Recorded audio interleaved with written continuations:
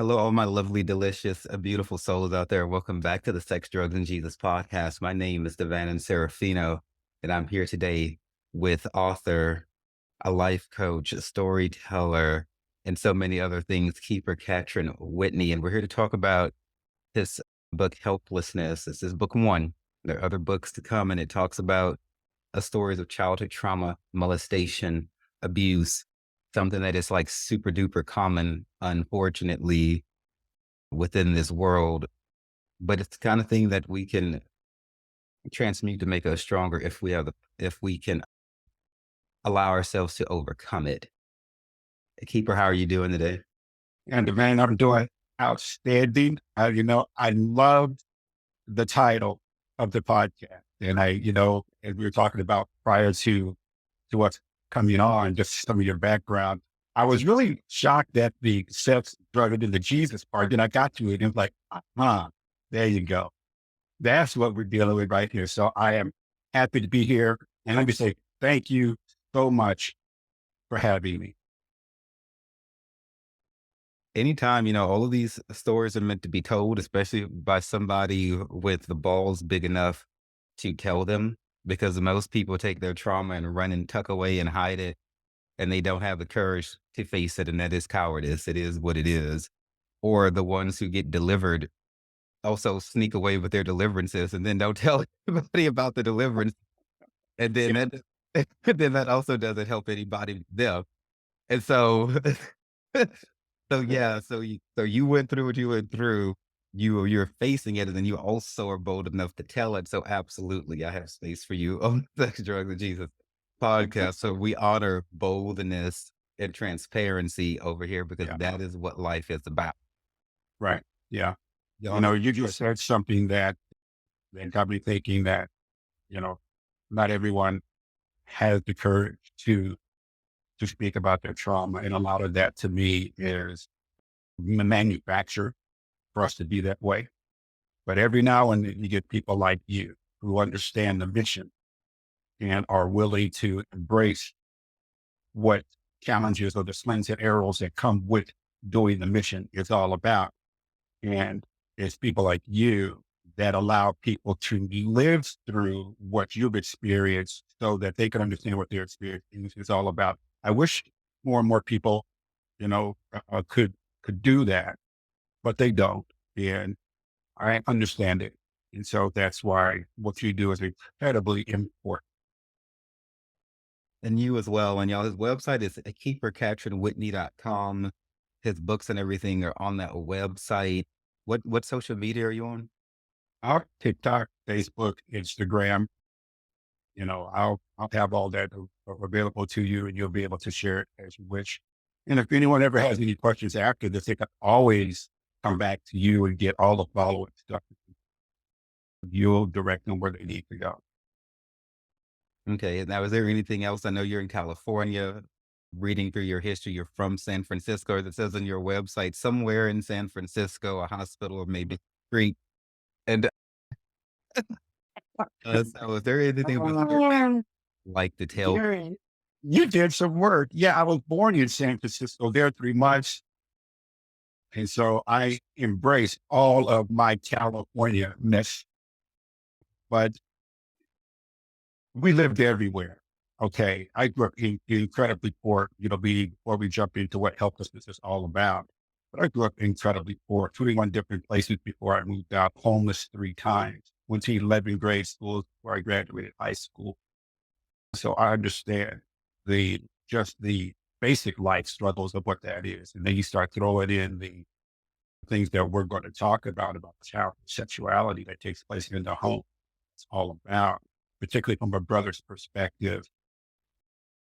It it is challenging, but it's funny that you mentioned someplace in San Francisco because it's only been recently that I actually learned the hospital that I was born in within the past 6 months. I had no idea.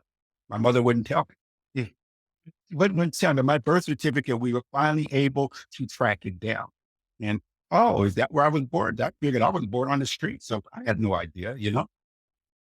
So that's called life. Why? Why wouldn't she wanna tell you that, do you think? My mother, as we were getting to the story, did not share a lot of it. And so why that specific thing, I don't know. It's weird, right? Why wouldn't you tell your son who was constantly asking you, where was I born? What hospital was I born in? Was I born in a hospital? Was I born in an alley? Was I born at home? She just wouldn't do it. And she could hold things to herself. But that one thing just does not make any sense. I don't know. I really have no Yeah, I experienced that with my own mom, bruh. Like, when clue. my dad had one of his affairs, like, I was reading through here, like, your mom was telling you I'm gonna read snippets here, but, mom was telling you not to talk about it, everything. That my mom did the same thing. Like, but but we'll talk about these secretive women and everything like that. I perceive it as some sort of control that they're trying to keep even though they don't have the control over anything else, and they tried to control what they could, which was the children, by withholding information or telling us not to say things. But they were completely out of control of their own lives, though. Mhm, mhm, Reflection mhm. Yeah, on the issue. yeah. And y'all, when he says the word brothers, he means like biological brothers. He's not talking about like black brothers specifically like that. He's talking about like sibling brothers when he says that. I just wanted to I'm glad you said that because I was going to get into that. People ask me that all the time. It's specifically and I'm just mechanic. It's white people ask me this. The book is called Helplessness. The emotional health challenges brothers experience once we learn our sisters have been sexually abused by our peers.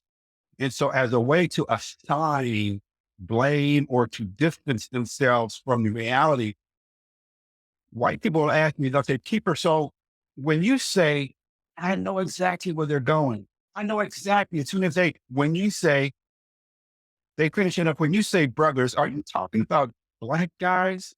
I'm like, no, what makes you say that? I didn't say brothers. I said brothers in the plural, every brother on the planet. But that's a way of them protecting themselves or what they think is protecting themselves to assign what race or what group this impacts the most. And it just doesn't make any sense. But they do. They do all the time. well, not today, because this has been clarified. We're talking about all the XY chromosomes or people who identify as such, regardless of race. So thank you for that breakdown. And I mean, a part of being a cataclysmic person who was basically a walking trigger, I mean, that's just a part of our task. Like your work will bring stuff up out of people and force them to face themselves. And it's Oh, supposed to be sure. comfortable if you're doing anything worth doing. So that lets me know the quality of the spirit within the work that you're doing because it's fucking with people. Yeah, it is making them, it's already, once I can share the story, it's already something that says to people, I never even considered that. I never even thought of that point of view. How could I miss it? Well, because no one brought it up or no one forced you to have to deal with it. So, if you want, I can go ahead and just share the story and then we can chop it up. Yeah, sure. Okay. As I said, this is going to be about child sexual abuse. So in 1971, we were terribly poor living in Los Angeles, South Central LA, a family of 10, 4 boys, 4 girls, my mother and my stepfather. And it was just another home that we could not pay rent, an $80 a month rent. And so one day, my mother decided that she was going to try to sing to make some extra money because her and her family, she grew up in a singing family. So she decided to get together with her brother and sister and say, you know what, this is how I can make some money. But as great as they were, fantastic of singers as they were, they just couldn't make enough money. So this is 71 and the Jackson 5, they're blowing up. They're all over the place. So me and my 7 brothers and sisters, I'm the second oldest of the 8. I have an older brother. Then I have the first sister, the oldest girl, and then so on. The 2 youngest being twins, my youngest sister. We're all sitting around the house. We're all emulating Jackson 5, ABC, who's loving you. I want you back. I mean, we were doing all of it. We were doing the moves. So one day my mother says to us, would you guys like to, because as a singing family, we could make more money. I'm like, yeah. And then next thing you know, we are all over LA, after our nightclubs, all over the place. It was crazy. Within 3 weeks, and we hadn't saved. But you go into a club after hours and you would see us. One day we were rehearsing for a Saturday night show and the phone rings. And my mother says, shh. You go there, pick up the phone and says, hello. And she looks at us and says, "Shh, Michael Jackson's on the phone." Yeah, that Michael Jackson is calling for someone to be king of pop. My mother says he wants to speak to my brother directly under me, child number 4. And he gets on the phone and says, huh? Yeah. And hangs up the phone and screams, Michael Jackson said he's heard of us. Just but to keep going, we'll get there someday. Now I ask you, what little poor family could not have dreams that would of wealth and riches and getting out of abject poverty? After that, jump cut to 1977. We are everywhere. Concerts, TV, magazine. We made the coveted Billboard magazine top 100, not once, not twice, but 3 times that year. Everything we touched turned to gold. We were with United Artists Records, and we're just doing our thing. We are still living off the money that United Artists has paid us because, we got this $250,000 album out there and we got to pay it back. So we have to keep going. And we're like, cool, we're on our way. 77 is also the year Motown completes an exhaustive 3-year search to replace Michael Jackson and Jackson 5, who they had lost 3 years earlier to that record. They were scouring the planet to find a family group to replace them. And guess who they settled on? Us. We were the group chosen by Motown. In fact, Suzanne DePaz, who discovered the Jackson 5, was walking us through the door. They were offering us the largest new artist contract they offered any group to that time. Larger than the Four Tops, the Supremes, the Temptations, larger than the Jackson 5 themselves, because whereas the Jackson 5 had one lead singer, we had 9. Me and my brothers played instruments. We did everything. We were on steroids compared to the Jackson 5. And so Motown had discovered their replacement group. They even wrote the TV show. I had the pilot episode in my office. So a Saturday afternoon or Saturday morning, before we were to sign this new contract on a Thursday or Friday, we're just around the house hanging out. But my older sisters and my 3 youngest sisters were arguing earlier that day. And, I'm not thinking anything of it. The girls are tripping, they doing what they do, but they're going in and out of bedrooms, slamming doors, going out of bathrooms, slamming doors. You can hear raised voices. But I'm just thinking, like I said, the girls are just tripping. They're doing what they're doing. So about an hour later, my oldest sister screams upstairs, boy, come downstairs, family meeting. And I come running downstairs. I go into the living room, we're about to find out the day we are going to be rich and famous. When I walk into the living room, on the couch, are my 3 youngest sisters. They're seated at the far end of the couch, but something's odd, something's out of place. They're not saying a word. That's weird because all they did was laugh and joke and tease. That's all they did. That's all any of us ever did. But here they are, who we call the baby girls, quiet, huddled. At the other end of the couch are my 2 youngest brothers. They're not saying a word, but they're like me. They're curious as to the silence. Why aren't the girls saying anything? Don't they know what's about to happen? I like to say the bus was outside, the doors were open, the engine was running. All we had to do was step onto the bus and we were gone. The trajectory of our life was going to go from here to here. Ran it fierce, like, wow, like that. But no, the girls aren't saying anything. As I walked into the living room, my oldest sister, child number 3, is pacing back and forth in front of the archway. And she is fucking mad. Okay. Mom had come into one of the meetings so that morning with the girls. I'm figuring, okay, she and mom got into it again because they did all the time. I'm thinking, okay, she's just mad. All right. My oldest brother's standing at the far end of the couch behind my 3 youngest sisters, and he and I lock eyes on each other. All right. So I just go and sit down between my 3 youngest sisters and my 2 youngest brothers. And I wait. And within seconds, my mother and my stepfather enter. Now, my stepfather, he's 6'6", 250 pounds, and he wore an afro wig that put his height over 7 feet tall. He was a mountain. You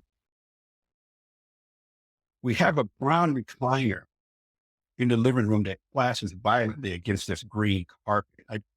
The stuff that we had for furniture, we went out to the streets and in lots and we grabbed mattresses and, couches and chairs. And that's how we lived, even though we were living this life of luxury we were incredibly poor, but we were faking it until you make it, right?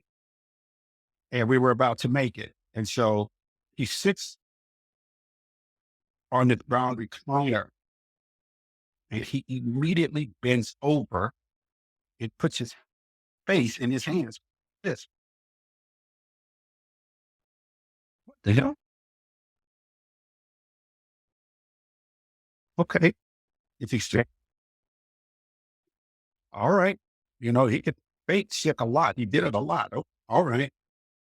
My mother, who's like her 8 children, very bubbly, very effervescent personality, full of energy, is very stoic. She walks into the living room and turns around, scans the room, and looks at her 8 children, stops at my sister, pacing still back and forth in front of the archway leading to the living room. And if looks could kill, they would both be dead. What is going on? Me and my brothers, the four of us boys, are about to find out. Now, I live in Southern California. We have earthquakes all the time. In fact, in the past couple of months, we've had maybe 10 or 12 of them. We have them all the time. Those are material in nature. They crack freeways, they uproot trees, pools, rack back and forth. You could put those back together. Little spit, little concrete, little rebar, little pop, pop, pop, pop, pop back together, get back on the street. We go back in the house, mow the lawn, not a problem. Yes, it can be pretty unsettling, but that's what we do. Emotional earthquakes are a different matter altogether. My 3 brothers and I are about to be hit with 3 emotional earthquakes. My mother takes a deep breath and she's mad. My 3 brothers and I are about to be told things no brother could ever prepare for. We're about to hear the words no brother ever expects to hear. Earthquake number 1. Your stepfather has been molesting your sisters for years. What? What did you say? I am shocked. I don't know what to do. I'm about 16 years old and I don't know what to do. I am stunned. I am dropping emotionally. Not us.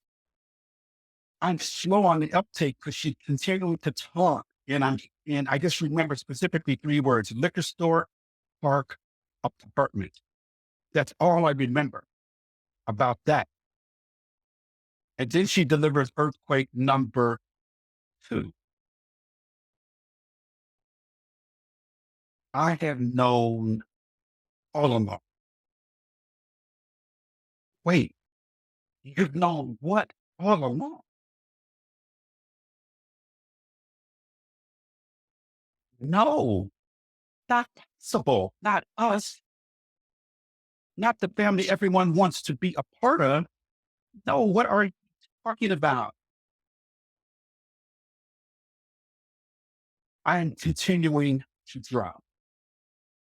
You see, helplessness, the book is from a brother's perspective. It's when we learn what happens to our sister because we are not part of the conversation. It's the first book of its kind that explores and gives the answer to the questions of what happens to brothers. No one ever asked us, are we okay? Or do we need to talk? Or do we need anything? We're just shoved to the side. We are considered irrelevant and taboo. And this is where my brothers and I, we are in the middle of being shunted to the side and becoming irrelevant to the most important conversation in our life. Earthquake number three was the one that devastated us for 45 years. My oldest sister, who's pacing back and forth, turns around and points at her four brothers and says, you can't talk about it. It didn't happen to boys. It only happened to us girls. You can't talk about it ever. And like that, relationships between brothers and sisters that were so tight are shattered on the living room floor. So you're a brother. What do? How do you handle this? Adults, when they hear this, cannot handle this. The situation is made even worse when you're told it didn't happen to you, but it did. It was always happening to us. We just didn't know about it. But it went a long way toward explaining reactions from our sisters with conversations or just in general, just whatever that didn't make any sense. For instance, we might be laughing and joking and someone would say something, then the girls would just shut down. And it never made any sense. But now it all makes sense. And so helplessness looks at the shock and disbelief, the guilt and the blame and the self-blame and anger and betrayals that brothers experience around the conversation that we are not invited to participate, but are expected to answer for our non-participation. And so helplessness is book one of the three books here. It's helplessness. Then the next one I'm writing now, hopefulness, and then happiness. How do you get there? How do you get through this toughest, darkest period in your life when the people most important to you want nothing to do with you? And yet you're trying to remain tethered to them emotionally because you know your only way back is through them. So that's what Helplessness is about. As I said, it's the first book of its kind because it tells the story from my brother's perspective. And I now, you know, leave it to you and continue with the conversation however you'd like.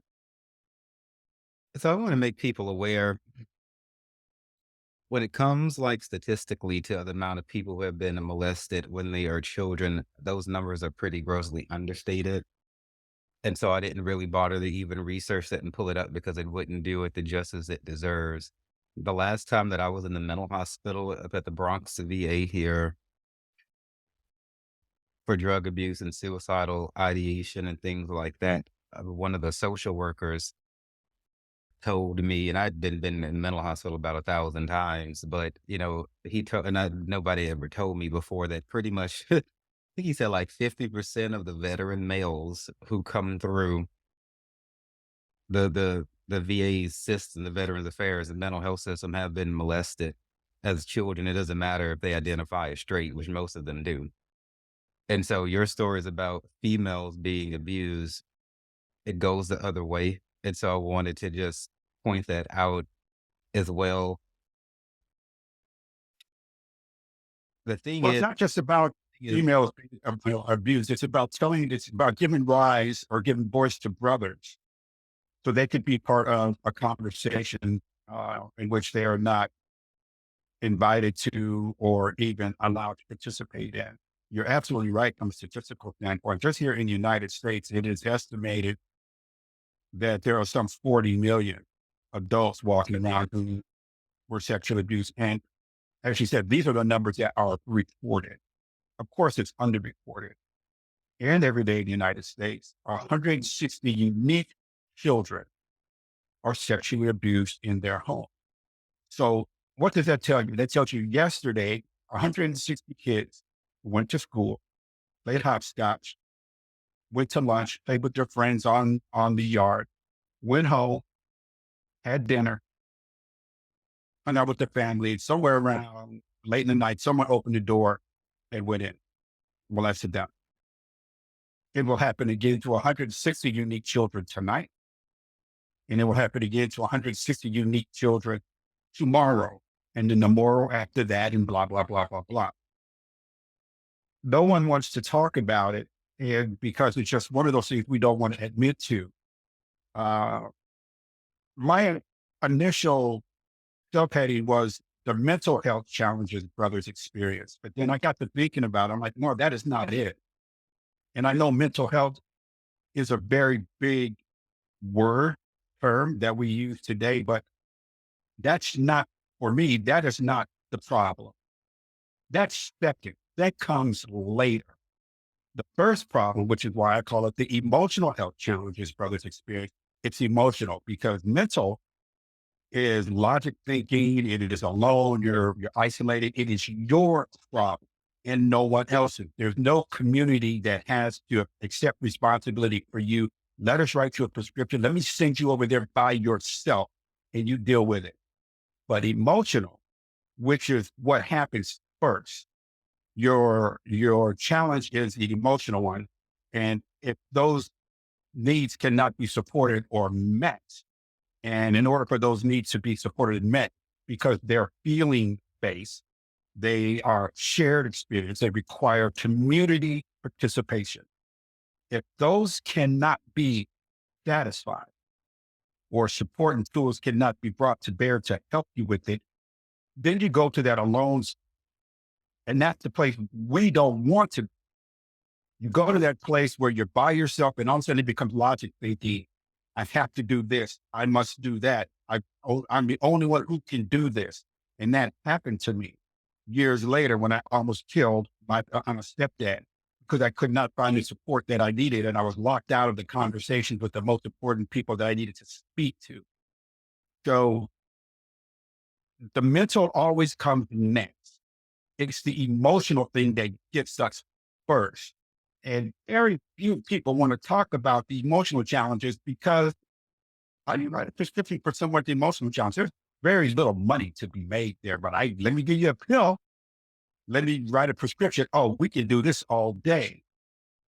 But as I said, what happened to me, what happened to my brothers was this emotional shame and stigma started to set in because we didn't want to share it with anyone. The fear and anxiety and the crisis and confusion was just all encompassing. It was suffocating.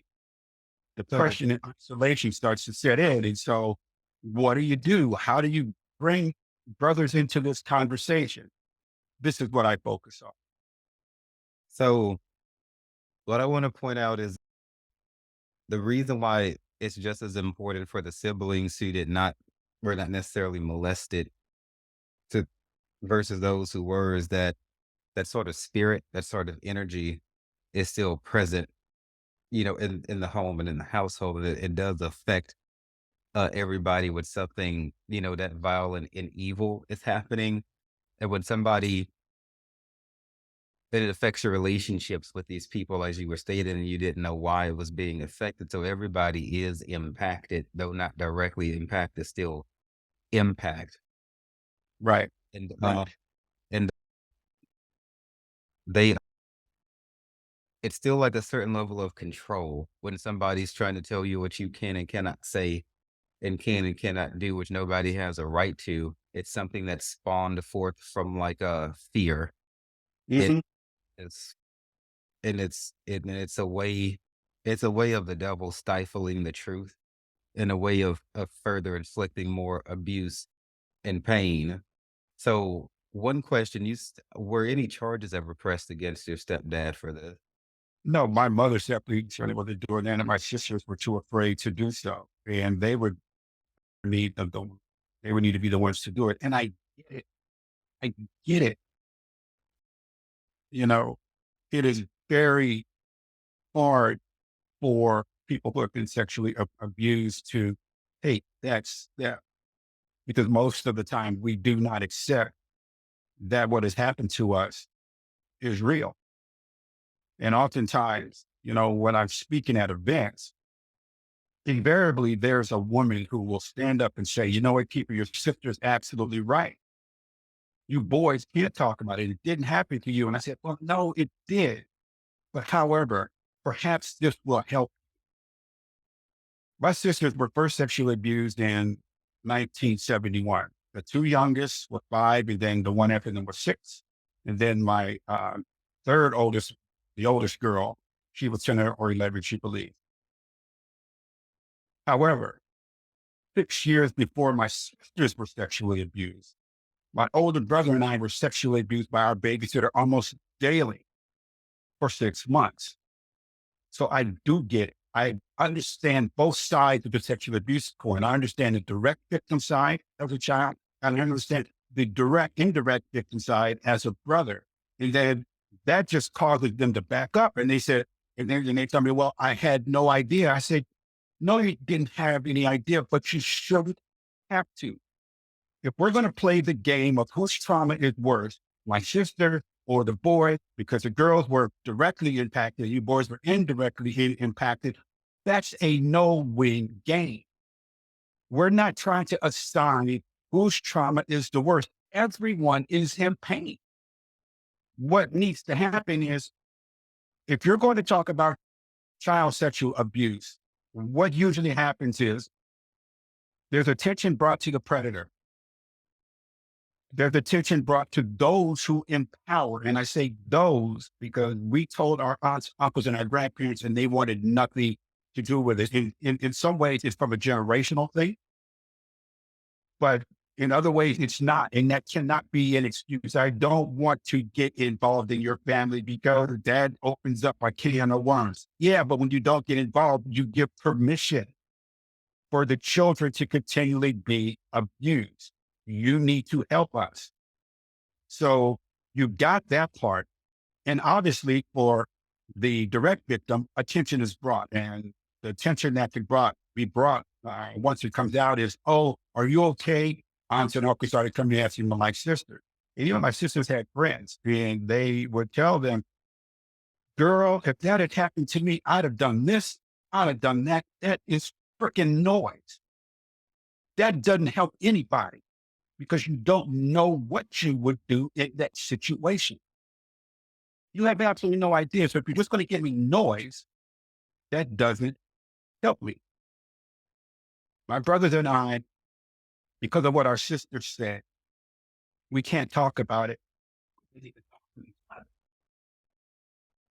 We were so afraid to talk to each other because my family, we all have a family relationship, but each one of us have an individual dynamic or an individual relationship with each other.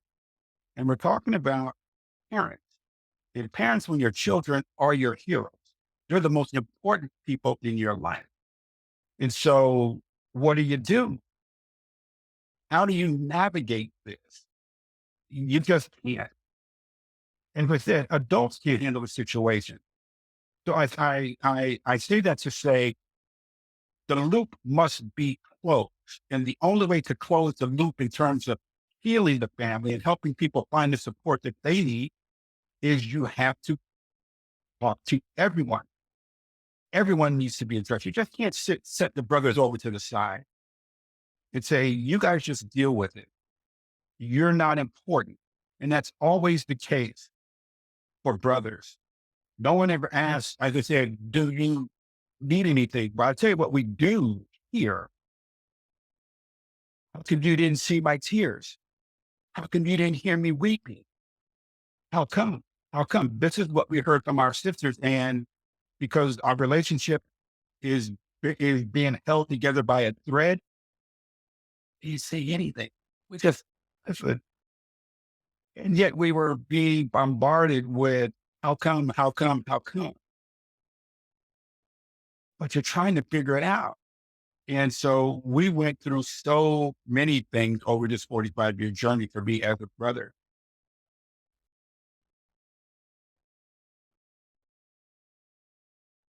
Oftentimes people, like I said very early on, they think it's a black family.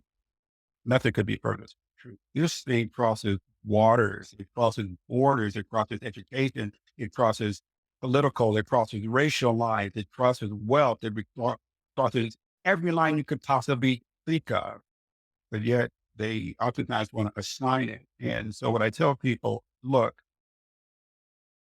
this is not a black thing. And the only way that I can explain it to you so that you understand it is me telling you the story of my father-in-law who passed away 5 years ago. Wait a minute. Before you get on that, Yeah.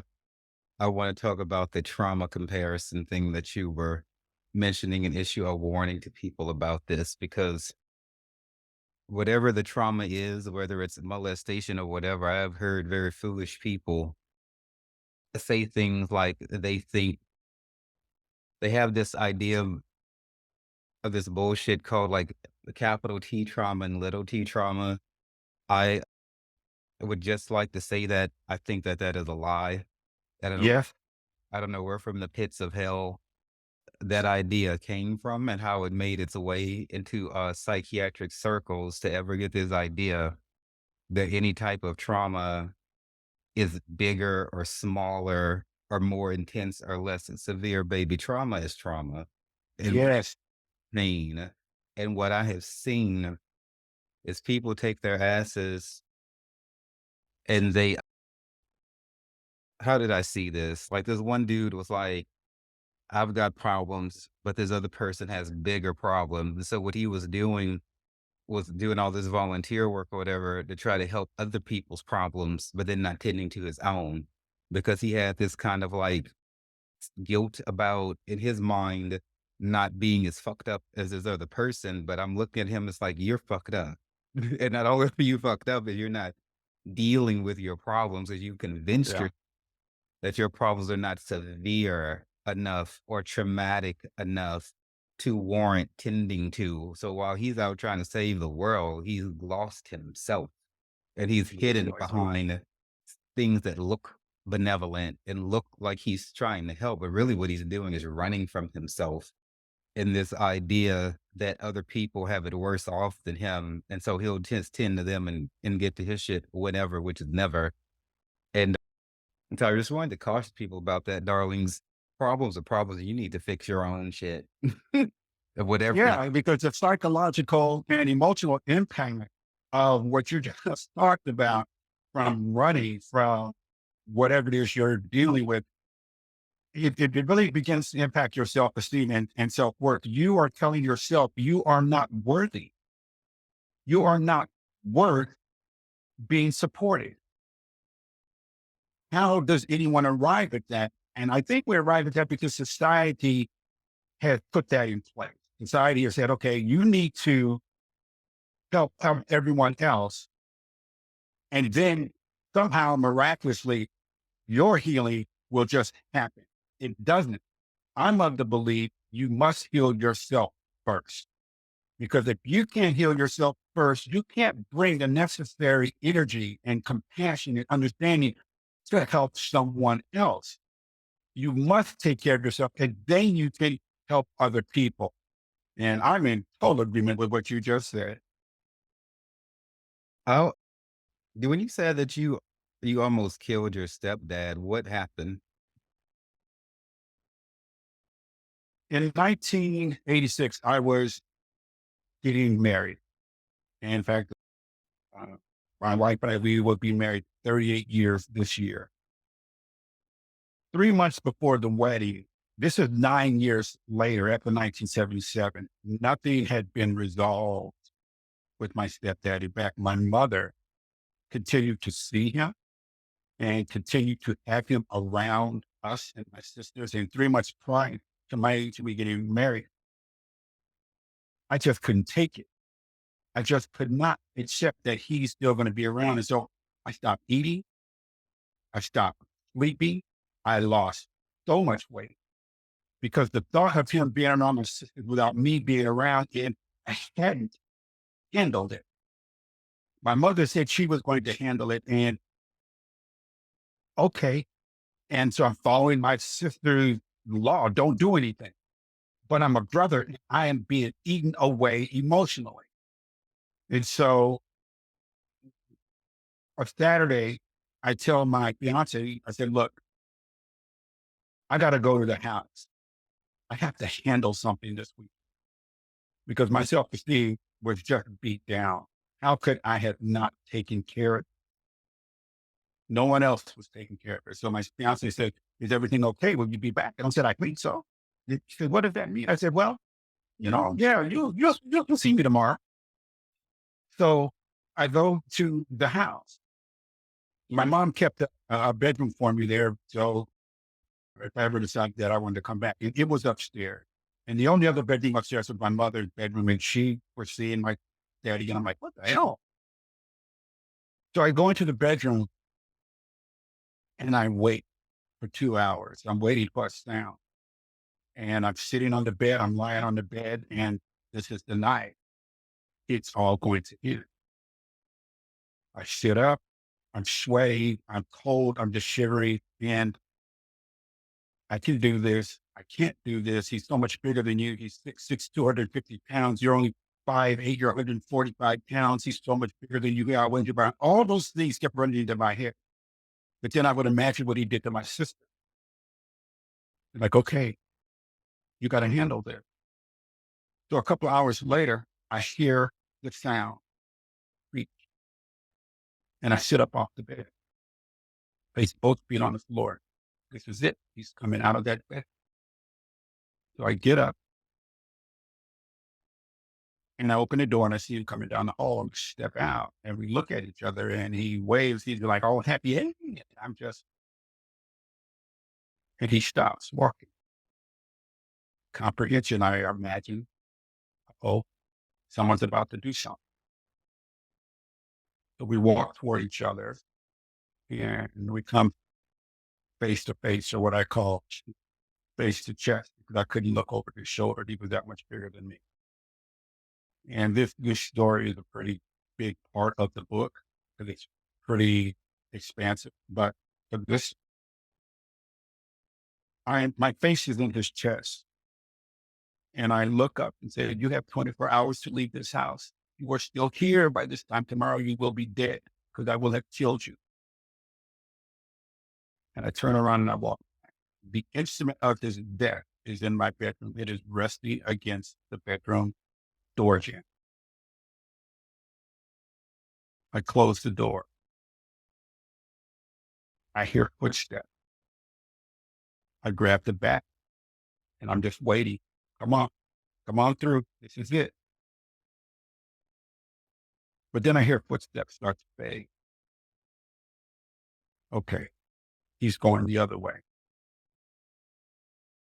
I go outside, get in my little orange biotics one night, and I come back the next day because I gave him 24 hours. I go back in the house and he's not there, luckily. And I say luckily because when you go to a mental place where you're alone in your head and you logically figured out the only way to do something is through destruction, to take a life, you're in a very bad place. And I hadn't told anyone what I was going to do. I didn't tell my fiance. I didn't tell my sister. I didn't tell my brothers. And so I went back to the house fully expected to be killed. I was okay with that because that means he was going to go to jail for murder or I was going to kill him and I was okay with that because at least he's gone. Yeah, I'm going to jail for premeditated murder, but he'll be out of my sister's lives. And how stupid is that? But that's where I was mentally. I was a brother in distress. I was in pain. I had to do something. But luckily, as I said, he was gone. And the the mental place, I've never been in such a dark place in my life. I could not believe I went there. Because I'd never done anything like that. I never got into trouble. But here I was. So I almost committed murder. I I want to, was good with it. I want to say, I mean, the mind is capable of, of anything. I mean, of all the murders that have been committed, I mean, I don't know, that you would have necessarily been convicted by a jury of your peers. I mean, this is not like Ted Bundy going on a spree. This is a little different here. But but I'm not suggesting anybody go out and murder the molester in your family. But I mean, I'm not here to judge, one way or the other because, I was molested, as a child, by my uncle or uncles or whoever the fuck, it was. So I would like to take a second here to throw a bit of shade at, well, I mean, the mothers out there for this weakness here. The thing is, keeping those men around who have done this is very disrespectful to yourself, and to everybody else in the family. I get why you do it because you have this illusion set up and you have this fantasy world that you live in where you think everything is like peachy and together and it isn't. And for you to throw him out means that that you confessing that you lived a lie for all this time, which is something that you can't handle. However, what I did was I divorced the blood family I was born into because, dad is a narcissist. All the children are fucking narcissists. You got the abusive ass uncles and everything. And I just said, you know what? When I changed my last name last year to Serafino, I was basically saying, giving them all the middle finger, like, you know what? I can't change the evil dynamics of this damn family, but I can change my position to the family. And I left and walked away from everybody. I kept my mom and my 2 cats, and everybody else, fuck them. Like, because I can't be getting involved with the devil energy, whoever it presents to, because my obligation is to God first, not to a blood family. And I have my own calling and everything to tend to, and I will not let that be hindered by negative energy from any damn body. I don't give a shit who they are. And so the mothers out there, like my mom told me not to speak about it when dad had one of his affairs. Wrong. That is weakness, on the part of the woman to not leave those dudes, to not go away, to pack your shit like she did and then come back, but without any sort of explanation. Nobody explained anything to me. It was the same thing. Secret, secret, secrets, hush, hush, hush. And I'm in the 8th grade dealing with all of this affair. And my mom even had the audacity to put myself and my siblings in the car to screech up to the hoe's house to cuss the hoe out as she's sweeping her driveway to and then leave. I'm all like, if you were gonna, without any explanation of where we were going before we went or when we got back, if we was gonna do all that, we should have got out the car and beat the bitch. Why the fuck are you gonna screech through here just to read her for a filth? You come all this way and you not gonna throw hands? Like, what was the point, mom? And then no explanation when I got back home. Just go to school. And then my grades went from straight A's to barely passing. And I thought it was something wrong with me. And I did not realize how being around that affected my ability to go to school and concentrate. So, women, when you leave your children around abusive ass men, whorish, adulterous, molesting ass dudes, you are fucking with your child on ways they ain't worth keeping that fucking dude over. Before this cheating ass narcissistic husband, the husband before this one was a physically abusive one. So my mom has not successfully broken this cycle. And then when you women go and have children with these types of men, you're bringing children into bad, bad situations. And then the dudes, like what you were saying, was waving at you like everything's hunky dory. I've heard like my dad say stupid shit like, why do people like Mother's Day more than Father's Day? Seems like you give women more attention. I'm like, "It's because you're a cheating, narcissistic asshole." And it's like they can't comprehend why your children will raise up and revolt against you and rebel against you after you've abused us and hit us and molested us and berated us. And which is what I did. I don't fuck with him no more. I just stopped talking to him one day. Like, you already know what you did. You have no apologies for it, no signs of changing, and you got a million excuses in the book of why it's my fault, my mom's fault, the tree's fault, the fucking cat's fault, everybody's fault but yours. So I'm just gonna let you keep that narrative, and I'm just never gonna talk to you again, and you can just deal with that. When you die, leave me a lot of fucking money. At least you could do that. I'm not trying to kill my dad, but I mean, I do think about his death, and I'm kind of like, in my head, I'd be like, "Can we get this going?" But I'm not about to fly down to Louisiana and do nothing. But I'm just gonna be honest with the world. I think about it all the time. I'm like, "Fuck, why is he not dead yet?" Oh, man. That is not cool. And then can we get this going? Yeah, What's the like, hold up I'm here? like waiting for the funeral call, and I'm not going to his funeral. That'll be my last claim. Yeah, but I'm waiting for. Yeah. I'm like, "Can we get this going, Jesus?" I mean, what the fuck? The trauma is it's so encompassing. Oftentimes people don't realize it or they're not willing to admit it. This trauma to me is like, you know, it's already PTSD, but it's like the trauma is self-replicating like DNA. And like DNA, which self-replicate the way you don't know about the trauma does the same. There's a surface level stuff that we see immediately, the things that we can deal with immediately, or maybe 5, 10 feet in front of us. But what's happening beneath us emotionally, we can't see. And so those things impact, like with you, the emotional trauma was so intense. You went from a straight A student to barely passing because you're thinking about all the things you've seen and experienced, and the support did not come. And it impacts your ability to relate to men, women, children. It impacts your work. It impacts everything about you. And we never really stop to think about what that impact is or what that trauma is. And so from a DNA standpoint, with trauma, we need to embrace it. We need to just accept that it is a part of us.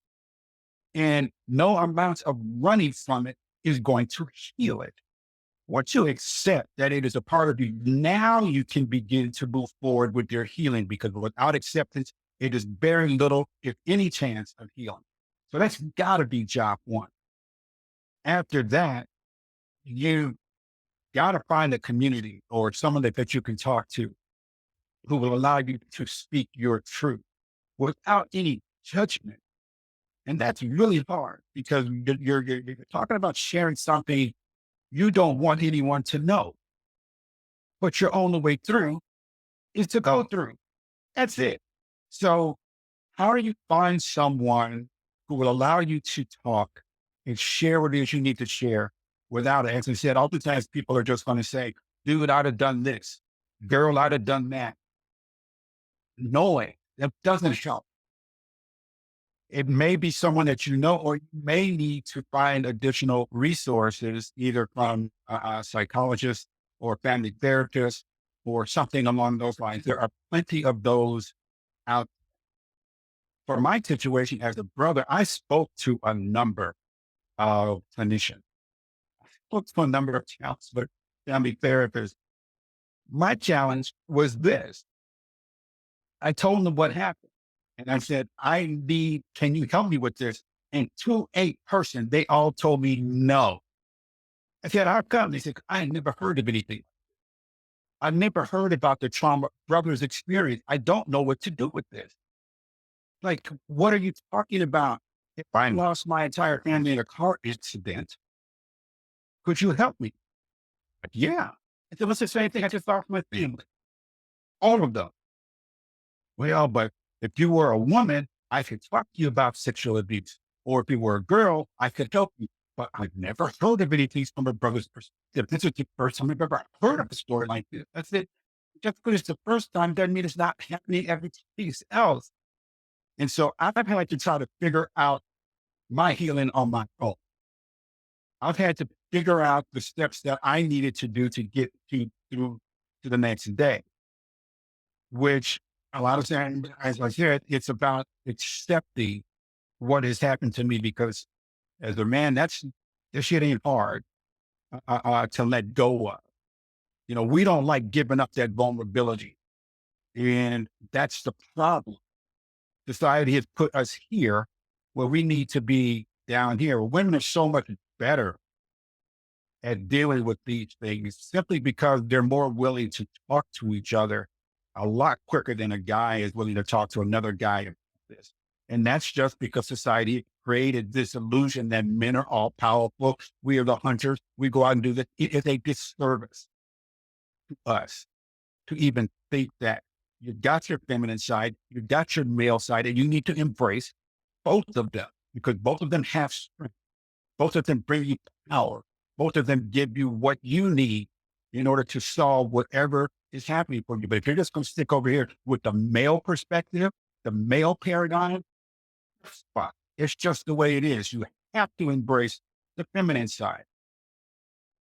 I just had to figure out, okay, I need to let this go. I need to be willing to just, this is who I am. I'm embracing all of it. And it allowed me to get back to my sisters 45 years later. Because I took the extraordinary step, or what people would call the extraordinary step, because most people don't do it. I decided to reach out and I was going to accept whatever slings or arrows came my way. But because I did, today our story, my family story, the story of triumph, it's a story of hope, resilience. It is a story of survivorship. And I could easily point to the evidence of that because in my book, it's a brother's perspective, but three of my sisters participate. Three of my sisters were able to find a way back and allow me a way back that they each contributed sections to the book. Two of my brothers, which I thought would never happen, but I went through what I needed to go through. And as I said, it's not a People magazine article. It's very deep. It's very gritty. It's very grimy. But for my sister to say, when I asked them, which I'll be expecting them to tell me, oh, hell no, I'm not participating in that. Well, I convinced them. I said, look, our family story does not need to end in tragedy. It can be used to help so many families. That's the goal here. And that's when they began to understand, you know what? It doesn't have to end like that. We can be better. We can be better for people. And so we found our way through and I have great relationships with three of them now. Something I never thought would ever happen. Ever. Even the one who said, you can't talk about it. Ever. We found our way back. But it wasn't easy. It was work. And Helplessness shares about that. And hopefulness is how do you get from a helpless place to finding hope? Well, the easy explanation is you've got to cling to those people, places, and things that bring you joy and they keep you tethered. And you start your journey back after that. So, yeah. What I'm mad about is that your mama didn't let y'all secure that coin and secure your bag first before she told you all this. I'm like, you done been sitting on this for all these years, and we about to get rich and have all this influence over the world and be able to help people through music. And now you tell us? Now? Well, it wasn't my mother's choice to tell her. Remember, I said my four sisters were arguing that morning, that Saturday morning, 77. This is what they were arguing about. Today is the day we tell the boys. They will know today. Why then, after all those years? Because the trauma was such, they needed to face something. I get it. And I understand what you're saying, but here's the thing. Imagine that we rose to all this stardom You know what you'd be seeing about us today on, say, VH1's Behind the Music or MTV or BT or something? You'd be seeing our tragic story. And every time that story aired, we would be re traumatized. Mm, Our children would be traumatized. Our grandchildren would be traumatized. It would be generational. We would never be able to escape it. Yeah, we might have, like you said, the coin, we might have the bank, but the sacrifice was going to be us. And so, yeah, we were, as my sister, you're like, why? But it makes sense. When you stop and think about it, the trauma that would have been following us until the end of our days. You know, I was going to tell you because it kind of plays into what my stepdad did, and I don't know if you would if I have time to share this or not. Okay, my father-in-law died 5 years ago. He's 95. He was 95. He's white and he's Jewish. He grew up in New York. He grew up in a middle class family. He built a very nice business. As I said, I'm black. I barely finished school. I'm homeless 3 times. I've lived in 200 different places. We are polar. The only thing we have in common is my wife, his daughter. That's it. Right before he died, he called me to the house. And I went to the house and I said, my dad, is everything okay? And he said, yeah, I want you to have a seat. I want to talk to you. So he called me over and had a seat at the dining room table. And he says, what I'm about to tell you, you can't tell anyone. Okay. He said, I understand. You understand what? Understand. I don't know what you're talking about that, but he's having a book in front of him. And I look down, oh shit, he's got my book. I know he knows I wrote a book, but I didn't expect him to have it, but he's got the book because I know that I'm going to tell you something I've never told anyone other than my wife, my mother-in-law. He said, I never told my $3, including your wife. Okay. He says, when I was a little boy, about 16 or 17, we lived in Brooklyn. We lived in a 2-story apartment. Our best friends were upstairs. We were downstairs. We were so incredibly tight as families, as friends, that we never locked our front door. We could go in and out of each other's apartment anytime, day or night, any of the kids. It's not a problem. One day, my mother and my father, I don't remember which one, sends me upstairs to get something. I don't know. Days. I don't know, Brett. I have no idea. And so he's got my attention. Where's he going with this? Because I walked into the apartment and there's no one there. I look around and then I hear something from one of the bedrooms. I walk over and I open the door and the father is molesting my sister. I stand at the doorway, don't know what to do. I'm in shock. But my sister, my older sister, looks at me. I go downstairs and don't say a word. My sister comes downstairs. She doesn't say a word. Neither one of us tells her. 2 months later, it happened again. And now my father-in-law, 95 years old, he's crying. What? You too? Your family too? All I've heard is how perfect your family was growing up. What? And he passed the book. I understand. I understand. And my dad, it's okay. It's okay. Really, what struck me in that moment is here you've got a guy, 95 years old. He knows he's going to be dead within 3 years. And he calls me his black son-in-law. not his white Jewish son-in-law or his white Greek Orthodox son-in-law. He calls me to share this story and says, "You can't tell anybody until I die," because he doesn't want the family to know. He doesn't want to hear from his daughter. He doesn't want to hear from his nieces and nephews. He doesn't want to hear from his friends about this. You can tell the story after I die. And here he is in tears. He and I had a magnificent relationship. It grew to be incredibly special. But now we have something in common that no one else in the family. We have the trauma of brothers knowing their sisters have been sexually abused, and we can't talk about it.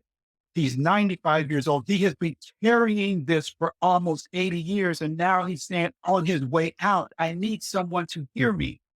I need someone to tell me it's okay. I need you to understand. He didn't have to tell me anything. He could have just finished out his line, but he wanted me to know. And this goes back to finding someone to talk to because they allow you relief. They allow you a chance to heal. They allow you to say what you've been holding on to.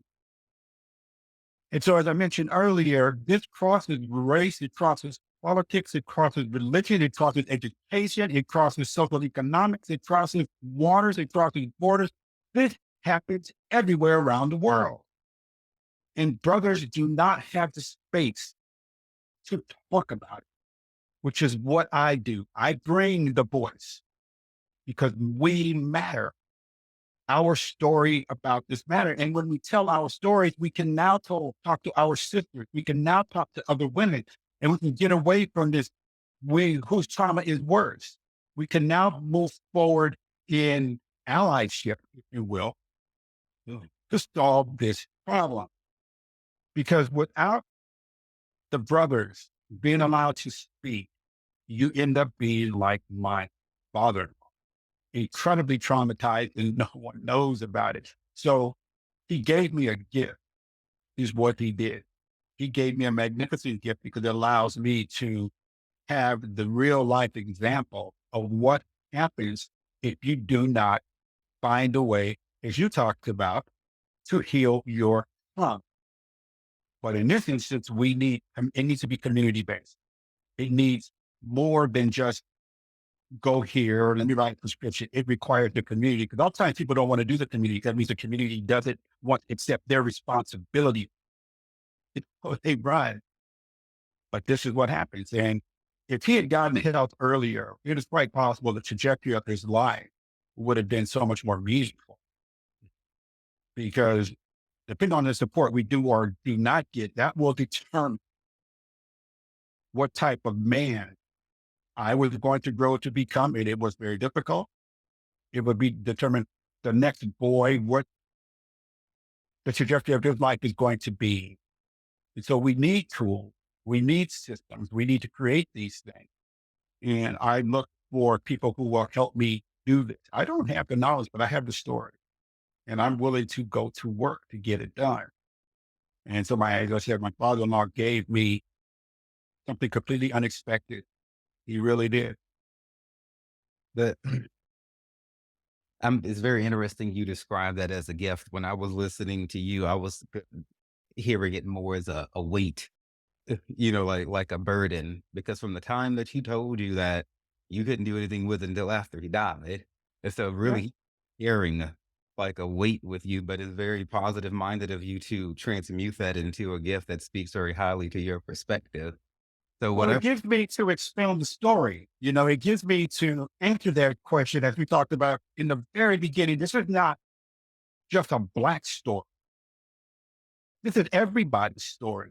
And like I said, people want to assign, agency to Black people. Like, no. And so that's why it's a gift. right? He gave me something that I can write about later and really put a bow on this. Really you know, just tighten it up. This is it. There's no more running from this everyone else. It's everybody. So this last thing I'm gonna say that we can get over into the into the dad jokes and close this out. When the devil does not give a damn how he limits a person in life, if he can keep you from operating at 100%, 99%, 98%, 97%, all of that is a victory to Lucifer. I need people to get through their heads that there is a devil. It's not just a universe with all these random energies floating around, but there are sentient negative forces that genuinely do not want you to succeed. I do a lot of work. I'm starting to do more work in trying to make people understand that the universe and God are not the same thing. As I get asked that question a lot, like when I travel around and things like that, it's like people are worshiping a thing they don't fully understand, because if they're asking me what it is, that means a part of them doesn't fully know. Yet they're getting up every day and saying thank the universe, and I'm all like, is that so? But but the devil does not care how he suppresses you or keeps you from being fully happy, fully fulfilled, because like Keeper is saying, you're gonna go out and live according to what is in you. And you're gonna show up to your relationships and to yourself according to what is in you. And if you're bearing a dark secret, a heavy burden, that is strength that is required of you to keep that instead of dealing with it. And that is strength you therefore do not have to show up for yourself positively, or for your wife, husband. If you're polyamorous, if you call yourself being polyamorous, all these different ways that you're stretching yourself thin and having children and trying to volunteer and trying to go to work. You got a large part of your soul catering to the secret. And whatever quality of life you think that you're living is not optimal. It is not what it was supposed to be.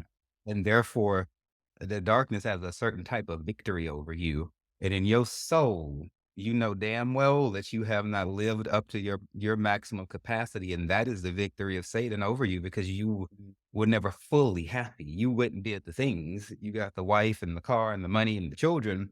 You did the things, but you did not get the victory within yourself, which was the whole point of it all. In the first place. so, and so no secrets. I don't give a damn what has happened, to who it has happened to. You open your fucking mouth and you say something to some damn body. I don't care if you got to start with a therapist in private, simply get the ball rolling and get the wheels lubed or something like that, or talk to your cat or some damn body, but do not sit there and hold on to those secrets. The secrets destroy people and they destroy you from the inside out, but it is truth that brings freedom. Because what did Jesus say? You will know the truth, and the truth will make you free. Doesn't care how uncomfortable or painful the truth is, it's still the fucking truth. It's what the hell happened. And your only way out is through. So we can't be avoiding uncomfortable conversation, uncomfortable situations, and act like life is only supposed to be comfortable. That's not true. We're not supposed to just have good, rosy feelings all the time. We're supposed to be fucking uncomfortable. This is balance. This is what keeps us humble, is what keeps us level headed, so we don't exalt ourselves against God or against each other. We have to have pain and discomfort. It is unreasonable to think we're not supposed to ever be uncomfortable. And a part of it is talking about what the fuck we've been through. So, y'all open your mouth, tell the damn truth. I don't give a shit how you think you look. You think you would look. What you would look like if you told the truth about being molested is vulnerable. People would fucking respect you. When I got HIV and everything, I went through the same thing. I didn't want to tell anybody. I didn't want anybody to know that I was so weak and foolish. But by the time people found out, all I got was love and encouragement. And people thought I was brave for telling it. Was none of those things, none of those fears that I let the devil put into my head that I thought was going to happen if anybody found out that I wasn't as perfect as I thought I looked, when I never really looked that damn well put together any fucking way.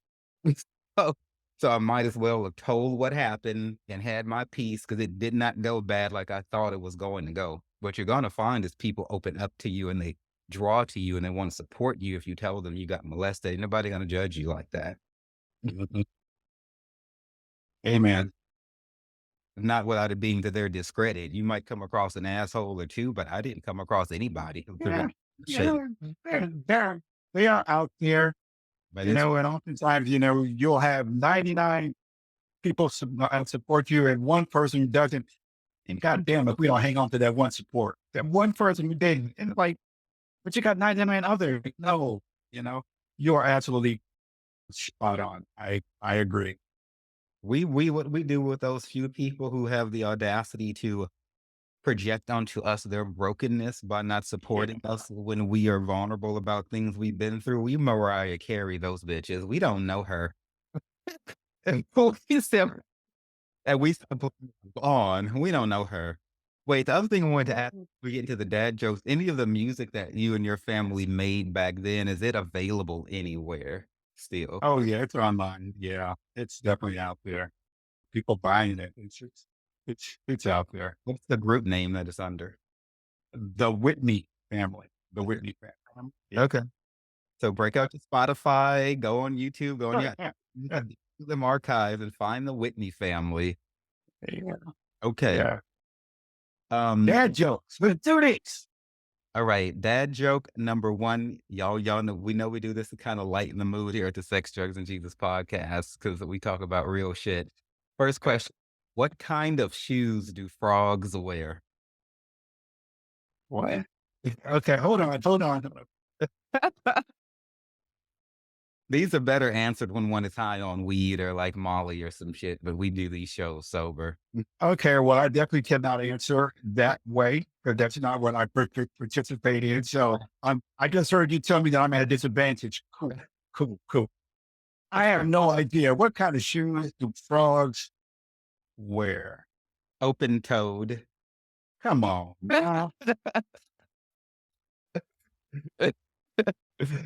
My kids would kill me if I told them that joke. It would be right because you're a dad at telling jokes, and these are dad jokes. Yeah, yeah, they'd say, you're just horrible. All right. Open-toed shoes. Okay. All right, dad joke number two. You should get this one. What has a spine but no bone?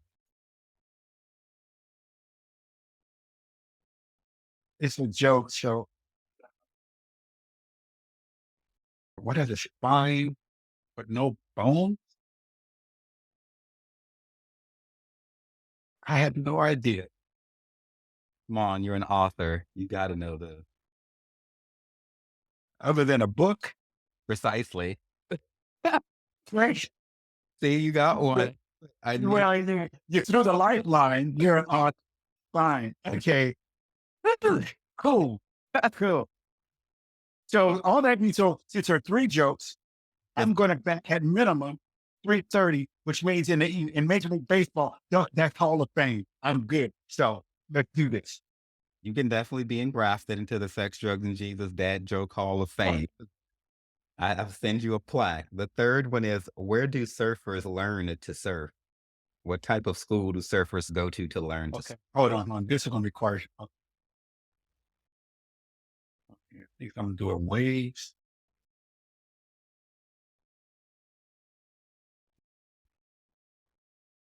What do they surf on? What? Boarding school. Right. And this is how you do all of these? You did all these like this?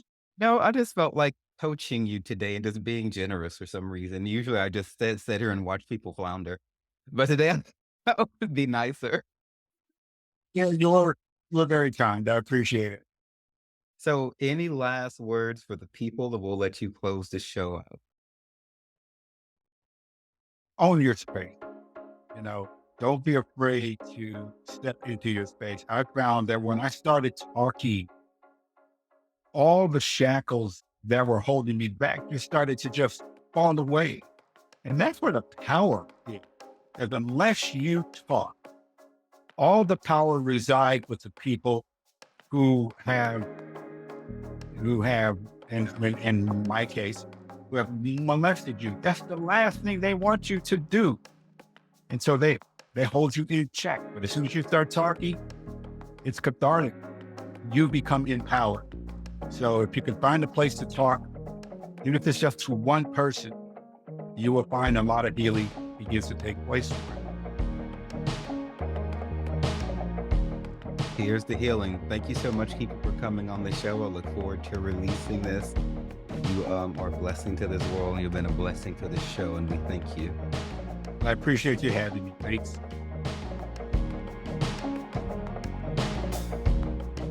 Thank you all so much for joining us today and for taking some time to invest into yourself and into the lives of your loved ones.